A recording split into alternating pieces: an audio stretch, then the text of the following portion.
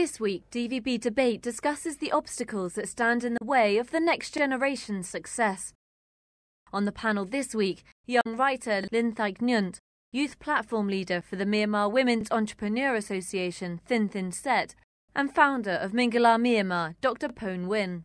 ကျွန်တော်တို့ပုံမှန်မှာအခုသုံးနေတဲ့ crony မဟုတ်ဘဲနဲ့ချမ်းသာသွားတဲ့လူရှိလို့ရှိရင်ကျွန်တော်လက်ညှိုးထိုးပြအစိုးရနဲ့မပိုင်ရင်ရေပိုက်တော့တော့ရေမလာဘူး Zuckerberg တို့ Bill Gates တို့ Steve တို့က second year အကြောင်းထွက်ရင် billionaire တွေဖြစ်သွားတယ်ကျွန်တော်တို့ second year အကြောင်းထွက်ရင်ကျွန်တော်တို့တရောင်းသားတွေဖြစ်သွားလိမ့်မယ်အဲ့ system မျိုးမတူဘူးကျွန်တော် system ရဲ့အရှိလို့ကျွန်တော်ပြောချင်တယ် system ဆိုတာ save yourself time effort money လို့ပြောတယ်ဒီနိုင်ငံကအဲ့ကျွန်တော်တို့နဲ့ American နဲ့ system ဖြစ်နိုင်ဘူးမဟုတ်ကျွန်တော်တစ်ချက်ပြောတာ system မတူဒါပေမဲ့ system မတူရင်လည်းအားထုတ်လို့ရတယ်ဒါပေမဲ့ American နိုင်ငံမှာ American လူငယ်လေးတယောက်အောင်မြင်အောင်ကြိုးစားရတယ်မြန်မာလူငယ်လေးတယောက်အောင်မြင်အောင်ကြိုးစား approach ချင်းမတူ system မဖြစ်နိုင်သေးဘူးလို့ဆရာကြီးကျွန်တော်တို့မဖြစ်နိုင်တာမဟုတ်ဒါပေမဲ့ time effort money กว่าလိမ့်မယ်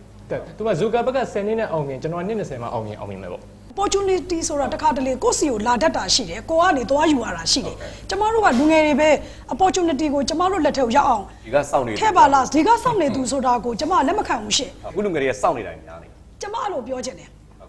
environment ကောင်းဖို့ဆိုတော့ဘူပါရလူတယ် environment ကြီးကောင်းဖို့လူတစ်ယောက်ချင်းစီကလောက်ရမယ်ဆိုတာတော့မှန်တယ်ဒါပေမဲ့မူဝါဒရှိဖို့လိုတယ်The panelists suggested it was difficult to be successful in Burma without being involved in corruption. Crony ပေါ့နော်အခုဒီ crony ဆိုတာက corruption ကြောင့်ဖြစ်နေတာ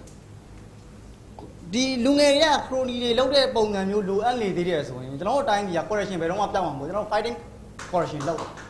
အဲ့တော့ကျွန်တော်တို့တိုင်းပြည်မှာလူငယ်တွေအတွက်လုံးဝမလိုအပ်တော့ဘူးကျွန်တော်ယူဆပါတယ် corruption ကင်းတဲ့နိုင်ငံတော်မှာရှိလားအဲ့ထုတ်တာမရှိပါဘူးဒါပေမဲ့များနေလို့တော့မရဘူးအနည်းဆုံးဖြစ်အောင်ကျွန်တော်တို့ကြိုးစားရမယ်ဆိုင်ရပိုင်ရတွေပါနေပြီးတိုးတက်တယ်လို့ပြောတယ်အဲ့ဒီကထောက်ခံတယ်ဘာလို့ဆိုတော့ကျွန်တော်တို့အဲ့ဒါနဲ့တိုးတက်တဲ့မတိုးတက်နိုင်တဲ့လူက10ယောက်မှ1ယောက်ပဲရှိတယ်ကိုကျုံနဲ့လုံနိုင်တဲ့လူက1ယောက်လောက်ပဲရှိတယ်အဲ့တော့ကျွန်တော်မလုံနိုင်တဲ့အယောက်90အတွက်ကျွန်တော်အယောက်9ယောက်အတွက်90ရာခိုင်နှုန်းအတွက်ကျွန်တော်စဉ်းစားဖို့လိုတယ်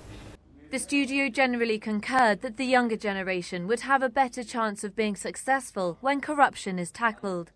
They also agreed that young people needed to work harder, but there also needs to be a strong societal system in place that allows young people to pursue opportunities.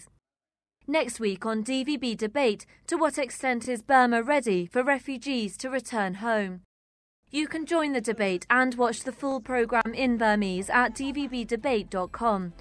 Or share your views with us by commenting on our website at dvb.no.